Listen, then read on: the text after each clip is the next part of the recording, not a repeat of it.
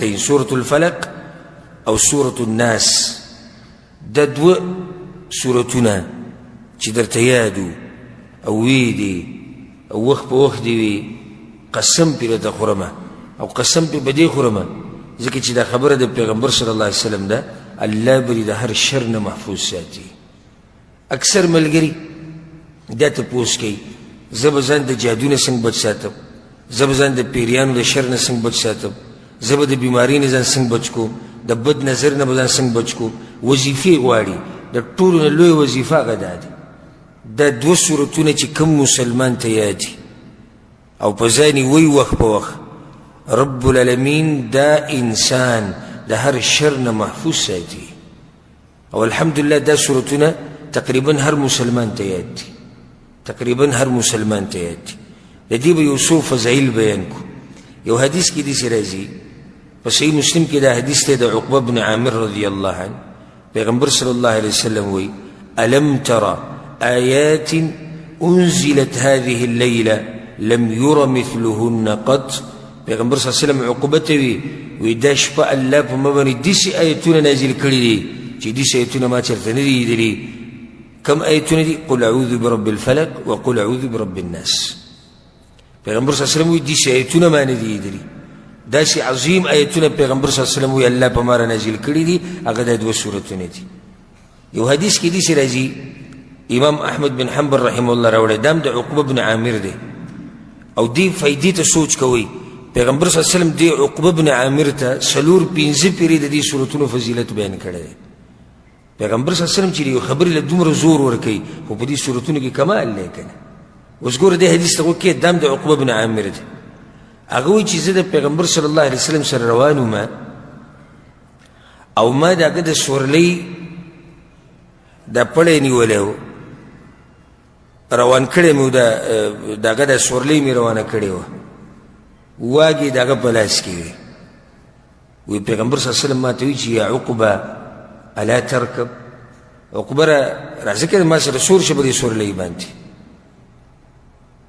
فاشفقت ان تكون معصيه وزنك ينستم پر سور لیبانی زړکی می داو چې دا به ګنای لکه چې پیغمبر صلی الله علیه وسلم دومره اوچت انسان دی زه څنګه سره په یو سور لیبانی کینم نو زه نه کیناستم وی بیا پیغمبر صلی الله علیه وسلم دې سور لین را کوش او ضرور ختم نو بیا پیغمبر صلی الله علیه وسلم په سور لیبانی سور شو وی ما ته وی چې یا عقبہ دې ګور وکړي ألا أعلمك سورتين من خير سورتين قرأ بهما الناس وإيه عقبا دو سورتون دتونه خيما چه پا آغا سورتون کی غور سورتون دی چه داخل کی تلاوت کی غور سورتون غور ویموتوی چه بلا یا رسول الله یا رسول الله وی خیرت دا خودی لوی فایده دی چه دو سورتون غور سورتون غور تلاوت خلق چه کم تلاوت کی اگر طولو کی غور داید فأقرأني قل أعوذ برب الفلق وقل أعوذ برب الناس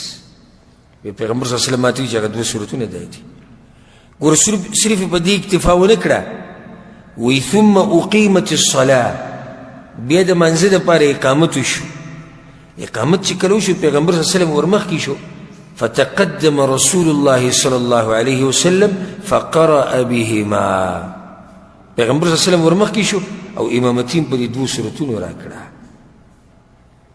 بیئی و تا گورا اگا فضیلت پا دیزی که ورخکارکو چی پا دی دو سورتونو باندی سی چلو کو امامتی ورکرا وی بیا پا ما باندی تیر شو پیغمبر صلی اللہ علیہ وسلم گورا دیو حدیث کی گورا سو پیری فضیلت بیان شو دو پیری یو پیر خوتوی دا گورا سورتونی دویم پیری سی چلو کو منزکی پا امامتی ورکرا وز گورا وی بیا زناسون پیغمبر صلی اللہ علیہ وسلم پا ما بانی تیر شوی ما توی چی کیف رأیت یا عقیب سدی خیال لی عقبا اقرأ بهما كلما نمت وكلما قمت دا دو سورتو نوایا هر کل چی ودکیگی او هر کل چی رپاسی امام نسائیم دا حدیث روڑا دا امام ابو داود امرا وڑا یو حدیث کی دیس رازی دام دا عقبہ بن عامر دے پیغمبر صلی اللہ علیہ وسلم ویلی دی ان الناس لم يتعوذوا بمثل هذين خلق چی دا شرن پناغواری پا اللہ پوری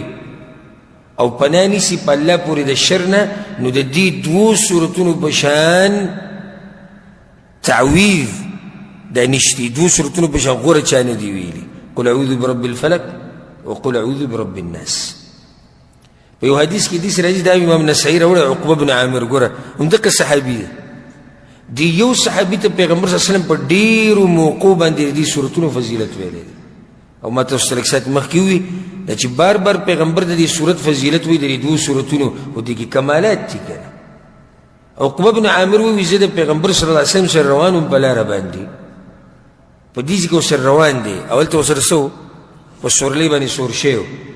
وایي زه ورسره روان وم، ما ته وایي چې یا عقبه قل، ای عقبه ووایه. وایي ما ورته وایي چې ماذا اقول، څه ووایم؟ فسکت عني، پیغمبر صلی الله علیه وسلم غلی شو.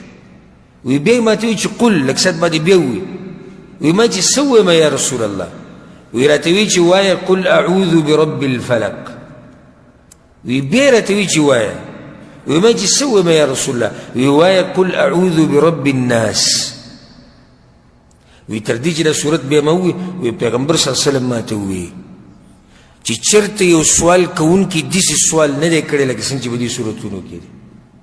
او که چېرته چا پناه غوښتې ده د الله نه، نو داسې پناه یې نه ده غوښتې څنګه چې په دې صورتونو کې غوښتی شوي ده. دا دومره اوچت صورتونه دي. یو حدیث کې داسې راځي، امام نسائی رحمه الله راوړی دی، په هغې کې دا دي یو صحابي دی ابن عابس الجهني. پیغمبر صلی الله علیه وسلم دې صحابي ته ویلي دی ابن عابس ته، وی ابن عابس الا ادلك بافضل ما يتعوذ به المتعوذون. اے ابن عابسه تا ته هغه څه ونه ښیم چې په هغې سره انسانان پناه نیسي په الله پورې د هغې په ویلو باندې، او دا غوره معوذات دي او دا غوره تعویز دی. وی ما ورته چې یا رسول الله وښایه راته که نه؟ وی وایه چې قل اعوذ برب الفلق قل اعوذ برب الناس. امام مالک رحمه الله روایت راوړی دی، امام بخاري هم راوړی، امام ابو داود هم راوړی، امام نسائی هم راوړی، امام ابن ماجه هم راوړی. په هغې کې دا دي عائشه رضی الله عنها وی ان النبي صلی الله علیه وسلم کان اذا اشتکا، پیغمبر صلی الله علیه وسلم باندې چې به کله بیماري راله، څه تکلیف به پرې راغی، یقرأ علی نفسه بالمعوذتین وینفث، په ځان باندې به دا دوه صورتونه ووي او بیا به په ځان باندې چوف کړو. نو دا طریقه یاده کوي. کله چې په تا باندې څه بیماري راشي، څه تکلیف درته راورسي، په بدن پسې څه دي دړي، دا دوه صورتونه پې وایه چوف کوئ. عائشه رضی الله عنها وایي فلما اشتد وجعه كنت اقرأ عليه بالمعوذات وامسح بيده عليه رجاء بركتها. عائشه رضی الله عنها وی کله چې بیا پیغمبر صلی الله علیه وسلم ډیر بیمار شو او په ځان باندې دا صورتونه په خپله نشو ویلی، نو ما به پې دا صورتونه وي او خپل لاس به مې د هغه په بدن نه راښکودو، د پیغمبر صلی الله علیه وسلم لاس به مې د هغه په بدن راښکودو. وجه دا و چې د هغه په لاس کې برکت ډېر و. یو حدیث کې داسې راځي، ابو سعید الخدري رضی الله عنه وی پیغمبر صلی الله علیه وسلم به د بد نظر نه پناه غوښته په الله پورې، د پیریانو نه به پناه غوښته په الله پورې، په قسمه قسم الفاظو سره. خو چې کله وی الله دا دوه صورتونه نازل کړو، فلما نزلت المعوذتان، کله چې الله دا دوه صورتونه نازل کړو، وی پیغمبر صلی الله علیه وسلم هغه ټول نور هغه الفاظ چې کوم هغه ټول یې پرېښودو او دغه دوه صورتونه به یې وي. یو حدیث کې داسې راځي، امام ترمذي راوړی، د عبدالله ابن خبیب رضی الله عنه روایت، هغه ته پیغمبر صلی الله علیه وسلم ویلو، وی ای عبدالله چې کله ماښام کې او سحر کې نو دا درې صورتونه درې پیرې وایه. سحر ماښام درې صورتونه کوم یو دي؟ قل هو الله احد، قل اعوذ برب الفلق، قل اعوذ برب الناس. دا به سحر ماښام وی او درې درې پیرې به وی. واوره پیغمبر صلی الله علیه وسلم سوی هغه صحابي ته وی تکفیک من کل شی.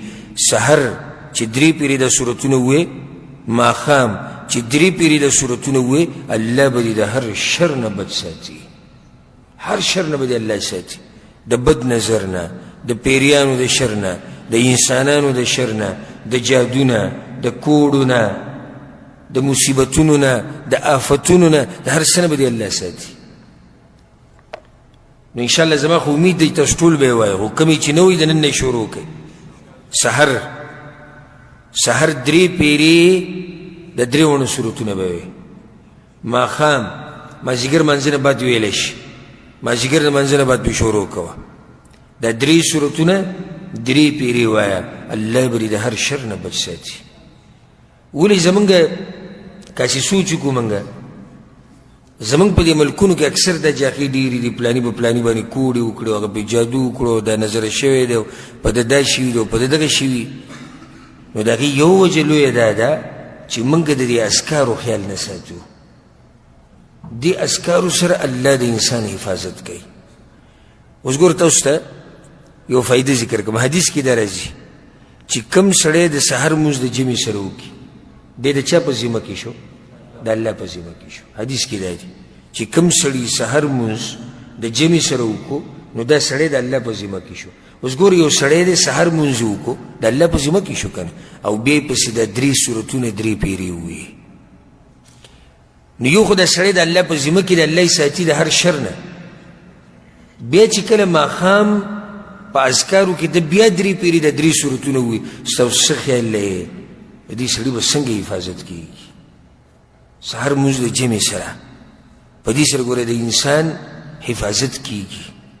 او بل دا چې حدیث کې دا راځي چې د انسان زړه خوشحاله، طبیعت خوشحاله، دغه ورځې مزیداره چې کوم سړی سحر لمونځ د جمعې سره کوي، او بیا چې د ورسره دا 3 سورتونه ووایي، نو الله به د هر شر نه په امان کې ساتي. یو حدیث کې داسې هم راځي چې پیغمبر صلی الله علیه وسلم په صحیح بخاري کې روایت عایشه رضی الله عنها وایي پیغمبر صلی الله علیه وسلم چې به وده کېدو دا 3 سورتونه به یې ووایي، او بیا به یې چوف کړو په څه کې؟